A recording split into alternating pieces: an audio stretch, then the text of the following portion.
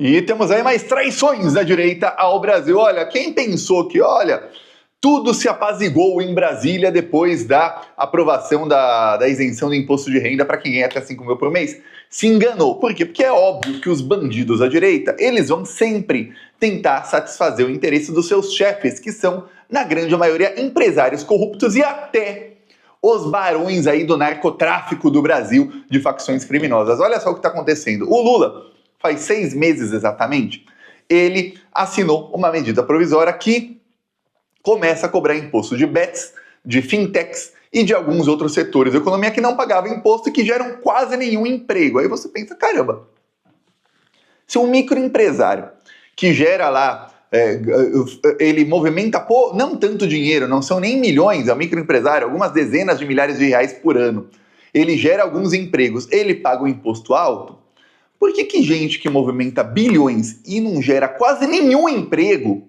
na comparação com o tanto que movimenta, não paga quase nada de imposto? Você fala, pô, na proporção, era melhor esse pessoal pagar um imposto bem maior e os micro e pequenos empresários e médios empresários, que se você não sabe geram 85% dos empregos no Brasil, esses paguem menos. Até porque se eles pagarem menos, vai dar para eles ampliarem seus negócios e gerarem mais empregos. Já alguns setores não geram quase nenhum emprego e não pagam nada. Aí você fala, pô, pra quê? Pois bem, o Lula então resolveu taxar esses setores exatamente para lá na frente poder taxar menos micro e pequenos empresários e para poder compensar ali quando ele quer investir mais em saúde, em educação, em moradia, em transporte, principalmente em geração de empregos, ele tem de onde tirar. De onde? Da taxação desses bilionários. Ok, eis que o Congresso Nacional, que é um congresso bandido, teve 6 meses para votar. Hoje é o último dia.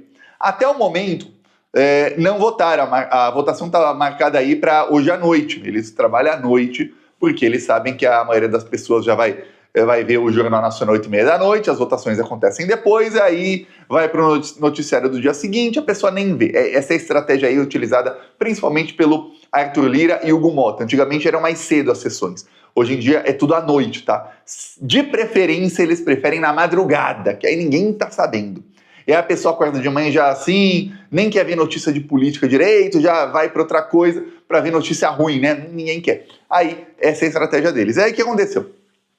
Marcaram para votar a medida provisória do Lula. Ontem, o governo teve uma enorme vitória. Por quê? Porque conseguiram passar ali, o governo fez ali alguns ajustes, mas conseguiu na negociação passar a medida provisória. Porém, hoje, alguns aliados do Hugo Mota falaram que não querem nem sequer votar essa medida provisória. Isso cria um rombo de 35 bilhões para o ano que vem. Por que eles não querem votar? Porque ontem o governo Lula conseguiu, por um voto, uma vitória importantíssima, que é manter taxação a fintechs. Se você não sabe, fintechs são empresas de tecnologia, bancos digitais, etc. Mas não é só o banco digital que você fala, nossa, é o Nubank, é o Inter, é não sei o quê. Não. Tem a esmagadora maioria das fintechs, você nunca ouviu falar e nunca vai ouvir falar. São bancos que só servem aí para lavar dinheiro. E aí o que acontece?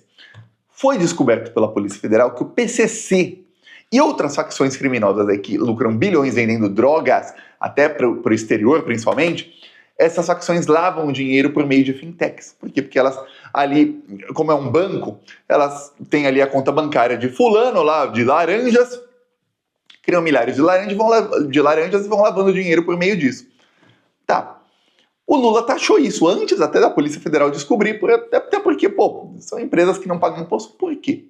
Por que um banco que tem ali um banco físico, você vai lá, Bradesco, você vai lá, tem uma agência, tem lá não sei quantos funcionários, está gerando empregos, paga imposto. E aí um banco que não tem agência, se você tiver um problema, você fica conversando com o aplicativo, às vezes com uma inteligência artificial mal feita, não paga imposto por quê? Que pague pelo menos o mesmo imposto, na mesma proporção. Não tem sentido quem gera algum emprego, por mais que sejam bancos e seja o lixo do lixo aí do Brasil, que eles estão sempre do lado errado da história, pagar imposto, e quem não gera quase nenhum, gera bem menos, gera só na área de tecnologia, de escritórios, mas não ali empregos de atendimento ao público, etc., que é geralmente a maioria, não pagar imposto. Só que aí quando você lembra que esse tipo de empresa é usado para lavar dinheiro do crime organizado, é que não faz sentido mesmo. Pois bem, eis que o Ciro Nogueira, que é o presidente do Partido Progressista, está ali pressionando. Ele criou em um outro projeto de lei, que não tem nada a ver com essa medida provisória, uma emenda para que fintechs não paguem imposto. E também criou uma emenda ali para que, olha só isso, para que empresas do setor de combustível não paguem imposto e não sejam fiscalizadas. Tem ali na lei uma coisa chamada devedores contumazes. Um devedor contumaz é uma empresa que não paga imposto e aí quando é cobrada faz de tudo para driblar e não pagar imposto mesmo assim continuar existindo. É o devedor contumaz. Devo, não pago. Não é aquele devo e pago quando puder. Não, devo e não vou pagar. Devo e não pago. Você fala, pô, peraí. Devo, não nego. Pago quando puder? Não. Devo, não nego e não pago também, viu? Ok, o Ciro Nogueira colocou uma emenda dizendo assim, olha, no setor de combustíveis não pode, porque é um setor essencial para o Brasil. Sabe quem também lava dinheiro com combustíveis? O PCC. Então você tem dois setores bem delicados para o crime organizado, que o Centrão, que a imprensa chama de Centrão, mas a gente sabe não é Centrão, é direita. Então, não importa como a imprensa chama, é direita, que a direita quer proteger. Dois setores bem delicados para o crime organizado, que a direita quer dizer, ó, vamos deixar com que eles não paguem imposto. Né? Imagine você, que triste para os bandidos do PCC, que já cometem crime ao vender drogas, tráfico internacional de drogas para o exterior, vender cocaína, crack, etc, etc. E aí eles também têm que cometer crime lavando dinheiro nas empresas que aliás, sonegando imposto na empresa que eles usam para lavar dinheiro. Que já está cometendo o crime de lavagem de dinheiro, né? É dinheiro ilícito que eles transformam em lícito. Mas nisso eles ainda sonegam o imposto da lavagem. Pô, tira um dos crimes pelo menos, né? Que se não tivesse crime, não tem sonegação, aí sabe o que acontece? A fiscalização é menor, porque geralmente os órgãos fiscalizam quem está sonegando o imposto. Então, se não deveria estar sendo pago esse imposto, nem sequer vai ver o que essa empresa está fazendo. É isso que eles querem, tá? É exatamente isso. E aí, hoje eu estou ameaçando aí não votar, tá uma briga danada em Brasília, tá em chamas Brasília nesse exato momento. Enquanto isso, alguns partidos aí, principalmente o Partido Progressista do Ciro Nogueira e o União Brasil do Rueda, dois aí que foram delatados como tendo negócios com o PCC, eles estão em polvorosa contra o Lula. Por quê? Porque eles têm ministros no governo Lula. No caso, o Celso Sabino e o Fufuca. O Sabino é o ministro do Turismo e o Fufuca é o ministro do Esporte.